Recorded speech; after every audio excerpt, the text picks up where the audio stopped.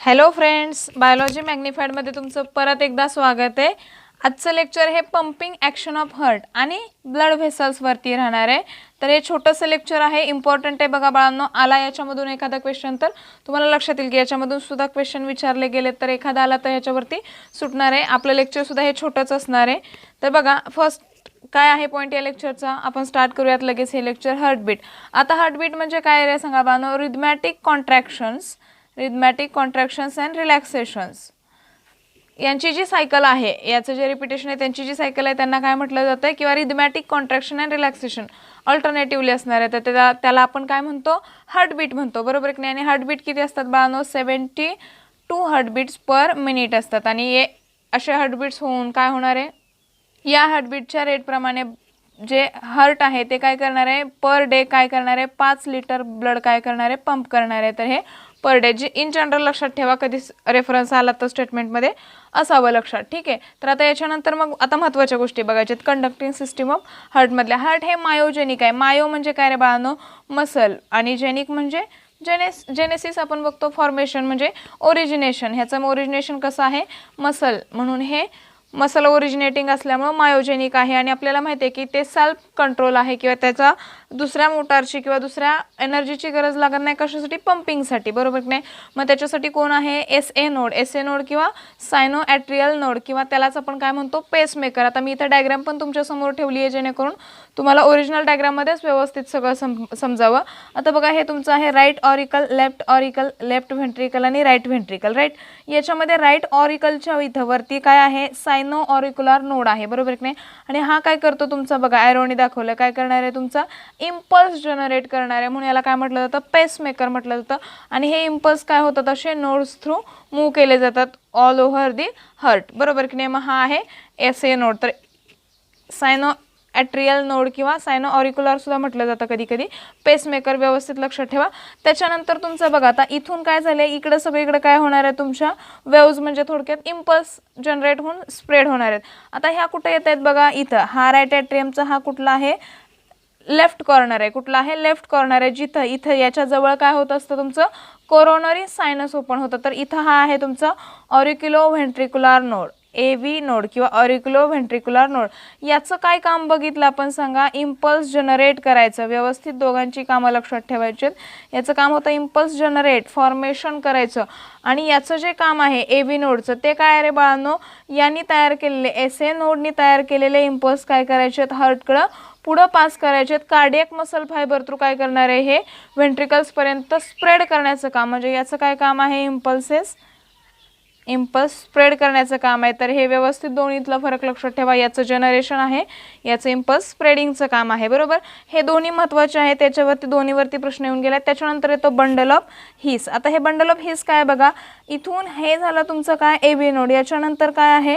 Bundle of his इथून arise होतंय. कुठून? तुमच्या AV नोडपासून. आणि लेफ्ट आणि राईट या दोन ब्रांचेसमध्ये त्यांचं डिवायडेशन होतं. आणि परत त्यांच्या सब ब्रँचेस होऊन हे जे हार्टचं मायोकार्डियम आहे, व्हेंट्रिकलचं मायोकार्डियम, तर याच्यामध्ये पेनिट्रेट केलं जातं. आणि हे पेनिट्रेट करून मग काय करणार आहे? ह्या पूर्ण बघा व्हेंट्रिकलच्या मायोकार्डियमला पेनिट्रेट केले, जेणेकरून मग व्हेंट्रिकल्सपर्यंत ते काय करणार आहे? तुमचे इम्पल्स कॅरी करणार आहे. आणि त्याच्यामुळं काय होत असतं? या बंडल ऑफ हिसमुळं काय होत असतं? व्हेंट्रिकलचं सिस्टोल ऑफ व्हेंट्रिकल. मग हे कुणामुळं होत आहे बघा, याचं लक्षात ठेवा व्यवस्थित. व्हेंट्रिक्युलर सिस्टोल किंवा व्हेंट्रिकलचं जे कॉन्ट्रॅक्शन आहे ते कुणामुळे होणार आहे? बंडल ऑफ हिसमुळं. म्हणजे ते काय करतं? हे इथंपर्यंत काय करणार आहे? वेव्ज ज्या कुणी जनरेट केल्यात SA नोडनी, परत कॅरी कुणी केल्यात? AV नोडनी, तर ह्या इथंपर्यंत पोहोचवण्याचं काम ह्या बंडल ऑफ हिसचं आहे. आणि बंडल ऑफ हिसलाच जेव्हा हे काय होत आहेत ब्रांचेस, कुठं? ह्या मायोकार्डियमपर्यंत हे एकदम स्मॉल फायबर जातात, त्यावेळी त्याला पुर्किंजे फायबर म्हणतात. काय म्हणतात?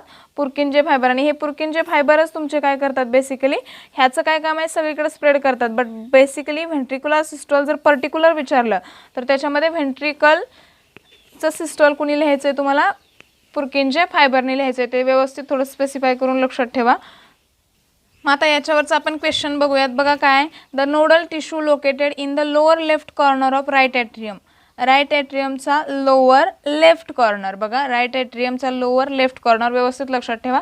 त्याच्या इथं कुठली नोडल टिश्यू आहे? दोनच नोड बघितले आपण. कुठला? एक तर SA नोड बघितला जो राईट ॲट्रियमच्या वरती आहे, आणि म्हणजे वरच्या साईडला आहे त्याच्यामध्ये, आणि ए व्ही नोड बघितला. मग इथं कुठला आहे? हा तुमचा ए व्ही नोड आहे, म्हणजे S A node, A V node, A V bundle. आता ए व्ही बंडल काय असतं का रे बाळांनो? नाही म्हणजे हा ऑप्शन गेला.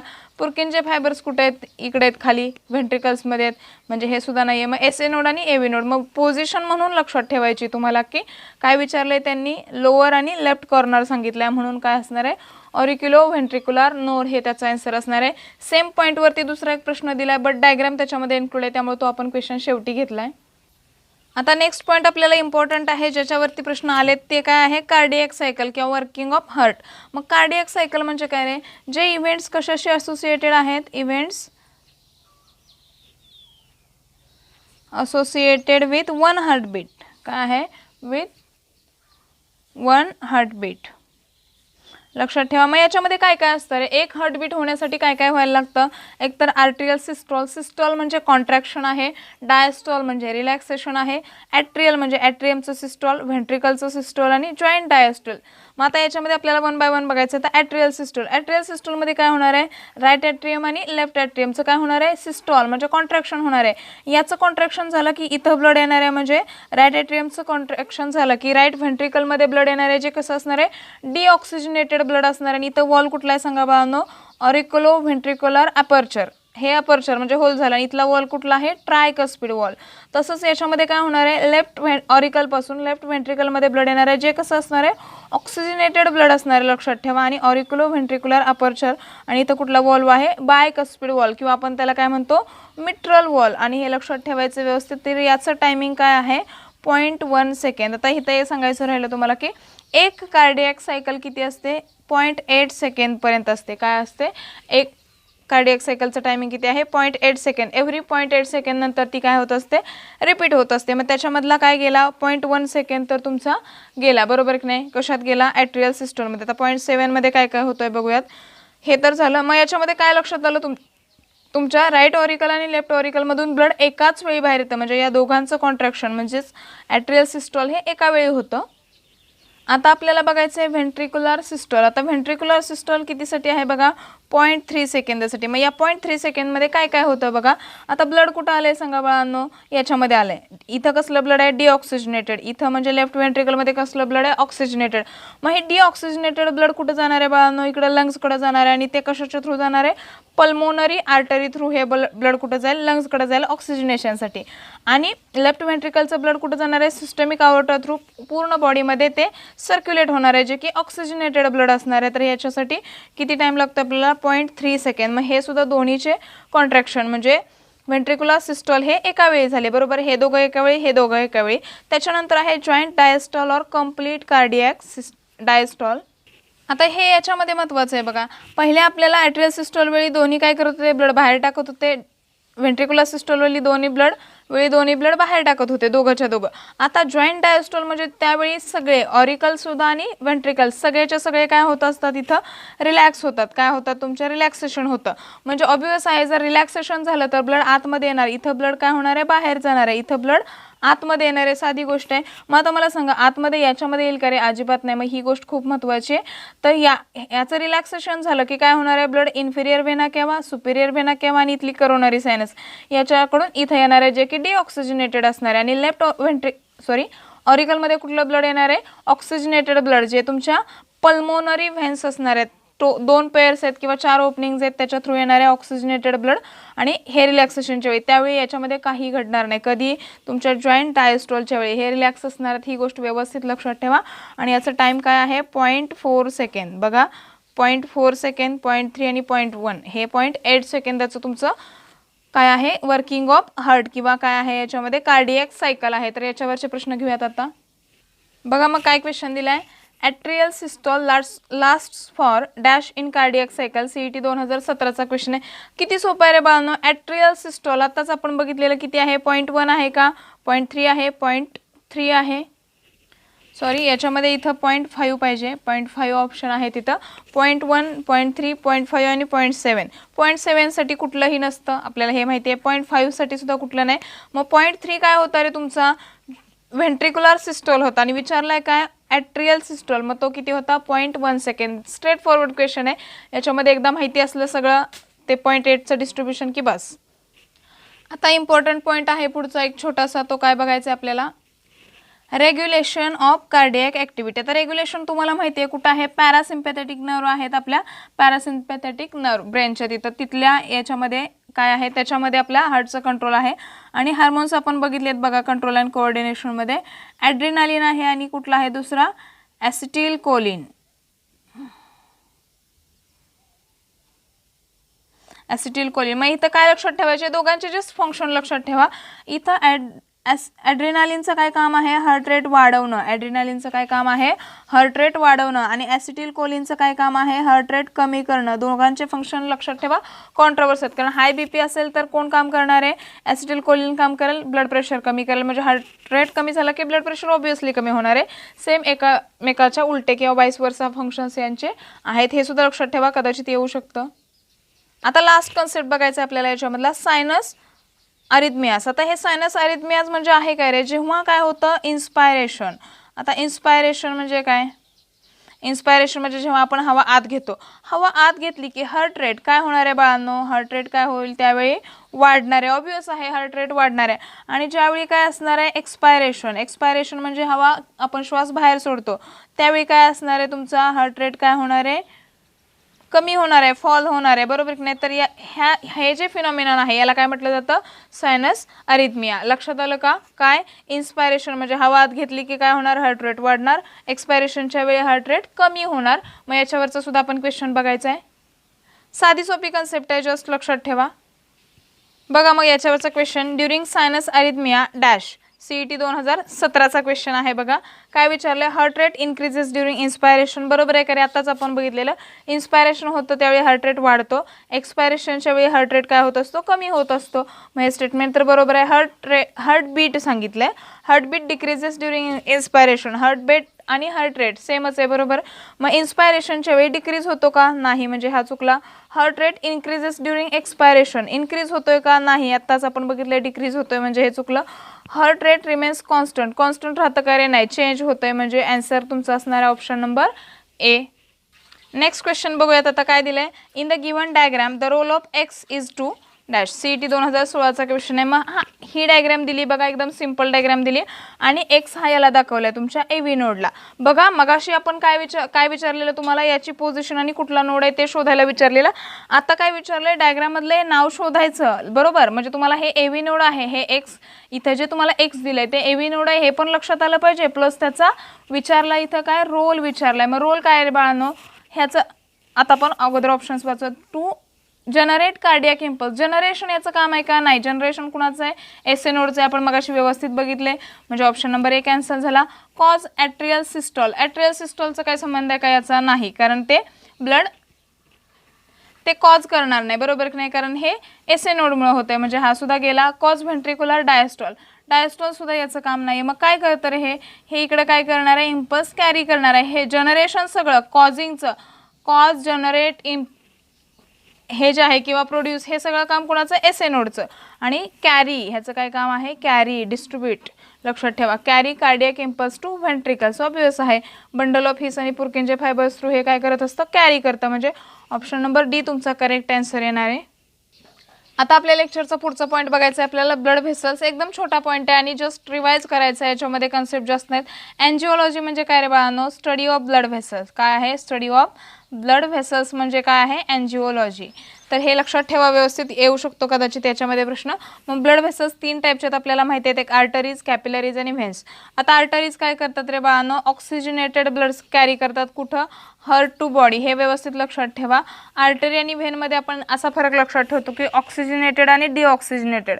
परत लक्षात ठेवतो. मग एक्सेप्ट काय आहे तुमची, पल्मोनरी आर्टरी, पल्मोनरी व्हेन. त्यापेक्षा सरळ लक्षात ठेवा ना, हार्ट टू बॉडी जे जातात त्या सगळ्या आर्टरी, बॉडी टू हार्ट येतात त्या सगळ्या व्हेन्स. साधी सोपी गोष्ट, ठीक आहे. आता याच्यामध्ये हे झालं. मग याच्यामध्ये तुम्हाला काय लक्षात ठेवायचे, तर वॉल्स. तर त्याच्या वॉल्स तुमच्या लक्षात आल्या पाहिजेत, किंवा त्याचे जे वॉल आहेत त्याचे लेयर्स तुमच्या लक्षात आले पाहिजेत. आता हे सगळे काय आहेत, TS ऑफ आर्टरी आणि TS ऑफ व्हेनच्या डायग्राम आहेत 2, बरोबर. मग सगळ्यात जो बाहेरचा हा लेअर दिसतोय तो तुम्हाला थोडासा ग्रे कलर, ग्रे म्हणण्यापेक्षा थोडासा येलोइश ब्राउनिश कलर आहे, तो आहे ट्युनिका एक्सटर्ना. हे नावं लक्षात ठेवायची बाळांनो तुम्हाला, ट्युनिका एक्सटर्ना, एक्सटर्नल, बरोबर आहे की नाही, बाहेरचा आहे. त्याच्यानंतर येतो तो तुमचा हा जो ग्रे कलरचा आहे तो ट्युनिका मीडिया, आणि हा आतला काय आहे, ट्युनिका इंटरना किंवा एंडोथेलियम. तर हे लक्षात ठेवा, ट्युनिका एक्सटर्ना, ट्युनिका मीडिया आणि ट्युनिका काय आहे इंटरना. ट्युनिका इंटरनालाच काय म्हटले एंडोथेलियम. मग एंडोथेलियम विचारलं जाईल तर ते व्यवस्थित लक्षात ठेवा. त्याच्यानंतर हे काय आहे तुमचा इलास्टिक मेम्ब्रेन आहे आतमधला आणि हा आहे ल्युमेन. ल्युमेन म्हणजे सिम्पली स्पेस. त्याच्यानंतर येतात कॅपिलरीज. आता कॅपिलरी काय आहेत बघा, थिनेस्ट वॉल, एकदम छोट्या छोट्या काय असतात वॉल असतात. मग कॅपिलरीज ॲक्च्युली काय सांगा, आर्टरीचं काय होत आहे डिवायडेशन आणि रिडिवायडेशन होऊन थिनेस्ट वॉल तयार होतात आणि ह्या काय करतात, ह्या परमिएबल असतात. कशासाठी परमिएबल असतात, वॉटरसाठी असतात परमिएबल. तसंच डिझॉल्व सबस्टन्सेससाठी सुद्धा या काय असतात परमिएबल असतात. मग त्याच्या हे जर परमिएबल आहे तर ऑब्वियस आहे की परमिएबल असेल तर काय होणार आहे, इथून एक्सचेंज ऑफ मटेरियल होणार आहे. मग वॉटर असेल, बाकी गॅसेस असतील, न्यूट्रिएंट्स, ह्या सगळ्यांचं इथं एक्सचेंज होणार आहे बरोबर. आणि यांची एकदम थिन वॉल असते. आता बघा एक लक्षात घ्या, हे कसं तयार होतं इन जनरल मी दाखवते. ही जर तुमची आर्टरी आहे तर याच्या हे झाल्या आर्टरिओल्स. आर्टरिओल्सच्या नंतर ह्या काय होणार आहेत छोटे छोटे, आणि हे समजा आपण ह्या दाखवूयात एवढ्याच. इथं ह्या काय झाल्या कॅपिलरीज झाल्या. आता याचं पण तसंच होणार आहे बाळांनो, या कॅपिलरीज होणार आहेत बरोबर की नाही, या कॅपिलरीज. मग ह्या सगळ्या कॅपिलरीज अशा येऊन काय होतात इथं अशा मिळतात बरोबर की नाही अशा. आणि इथं काय होते व्हेन्युल्स तयार होतात. व्हेन्युल्स अशा, हे इकडचे व्हेन्युल्स किंवा असं पकडूयात आपण इथून. आता दोन कलरने मी दाखवलं नाही, इथपर्यंत आर्टरिओल सॉरी कॅपिलरीज आणि इथून व्हेन्युल, आणि हे सगळं मग परत असं जॉईन होऊन काय होणार आहे इकडं व्हेन तयार होईल बरोबर की नाही. तर हे व्यवस्थित लक्षात ठेवा, इन जनरल स्ट्रक्चर आहे ते. व्हेन आणि व्हेन्युल्स कसं तयार होतं, कॅपिलरीज युनाईट होऊन त्या जॉईंट होऊन व्हेन्युल तयार होतात, एवढी जस्ट लक्षात ठेवा कन्सेप्ट. त्याच्यानंतर व्हेन्स. आता व्हेनला पण बघा सेम लेअर आहेत, ट्युनिका इंटरना आतमधला, त्याच्यामध्ये बघा tunica externa, tunica media, tunica interna, त्याच्यानंतर इलास्टिक मेम्ब्रेन आणि तुमचं ल्युमेन. बट याच्यामध्ये मेजर फरक काय सांगा, याची वॉल ठीक आहे त्याच्यामुळे ल्युमेन कमी आहे, त्याच्यामुळे ब्लड प्रेशर जास्त असणार. याच्यामध्ये वॉल्स नाहीत, नो वॉल, हे व्यवस्थित लक्षात ठेवा. याच्यामध्ये वॉल्स प्रेझेंट आहेत बरोबर की नाही. हां, मग याचं ल्युमेन मोठं आहे त्याच्यामध्ये ब्लड प्रेशर कमी असणार आहे, याच्यामध्ये वॉल्व आहेत. आणि हे लेअर सेम आहेत, फक्त त्यांचा थिकनेस कमी जास्त आहे, बस एवढाच फरक आहे. मग ह्या सुपरफिशियल असतात वगैरे हे सगळं वाचून घ्या. सेमी ल्युनार, याच्यामध्ये वॉल जे असतात ते कुठले असतात तुमचे सेमी ल्युनार वॉल्व असतात. आपण स्ट्रक्चर ऑफ हार्टमध्ये सुद्धा बघितले सेमी ल्युनार वॉल. मग याच्यावरचं आपण एक क्वेश्चन बघूयात, साधी सोपी कन्सेप्ट आहे बघा, जास्त लोड घेऊ नका. आता क्वेश्चन काय दिले बघा, in the following diagram of TS of artery the region marked in the X is. CET 2018चा हा क्वेश्चन आहे बघा, CET 2018चा. मग हा एक्स जो दाखवलाय तो इथं दाखवलाय बघा आतमध्ये, इथं कुठला आहे ट्युनिका इंटरना. तर हा जो ट्युनिका इंटरना लेअर आहे हा असा इथून असा इकडे त्यांनी ॲरो दाखवलाय एक्स आणि इथं एक्स मार्क केले. मग याच्यामध्ये tunica media, tunica externa, tunica interna आणि ट्युनिका अल्बुजेनिया. तर सरळ सरळ जर तुम्हाला इथं दिलंय तर ऑब्वियस आहे की ट्युनिका इंटरना त्याचं ऑप्शन आन्सर असणार आहे बघा. मग याच्यावरून काय लक्षात आलं तुम्हाला, मी हे का क्वेश्चन दिला तुम्हाला, तर डायग्राम्स व्यवस्थित करून जावा. डायग्रामवरती बघा एकाच टॉपिकमध्ये आपल्याला 2 प्रश्न आले बरोबर की नाही. तर डायग्रामवरती खूप सारे प्रश्न असतात, झुलॉजीमध्ये बॉटनीमध्ये दोघांमध्ये सुद्धा. तर डायग्राम व्यवस्थित करा. आय होप आजचं लेक्चर व्यवस्थित लक्षात आलं असेल. आता बघा आपल्याकडं पॉईंट्स कुठले कुठले राहिलेत, pulmonary and systematic circulation, pulmonary and systemic circulation आहे हा पॉईंट राहिला आहे बरोबर की नाही. आणि रिदमॅसिटी ऑफ हार्टबीट, रिदमॅसिटी ऑफ हार्टबीट. आता बघा या 2 गोष्टी ज्या आहेत याच्यावरती प्रश्न आलेच नाहीत बघा, लक्षात ठेवा. आणि प्रश्न आले नाहीत म्हणून घेणार नाही असाही प्रकार नाही, एकदम छोट्याशा कन्सेप्ट आहेत, त्या व्यवस्थित तुम्हाला वाचून सुद्धा समजतील. महत्त्वाचं काय आहे तुमच्या ब्लड डिझॉर्डर्स आणि जे बाकीचं आहे पेसमेकर वगैरे या सगळ्यांवरती बरेचसे प्रश्न आहेत. तर त्या टॉपिकवर आपल्याला नेक्स्ट लेक्चर घ्यायचं आहे, मग आपला सर्क्युलेशनसुद्धा संपतोय. तर आय होप आजचं लेक्चर व्यवस्थित तुमच्या लक्षात आलं असेल. जर काही डाऊट असेल तर मला कमेंट सेक्शनमध्ये कळवा. आणि बायोलॉजी मॅग्निफाईडवरचे जर व्हिडिओज तुम्हाला समजत असतील, एक्झाम ओरिएंटेड वाटत असतील तर चॅनलला मित्रांनो जास्तीत जास्त शेअर करा, लाईक करा, सबस्क्राईब करा आणि बेल आयकॉनसुद्धा प्रेस करा. थँक्यू.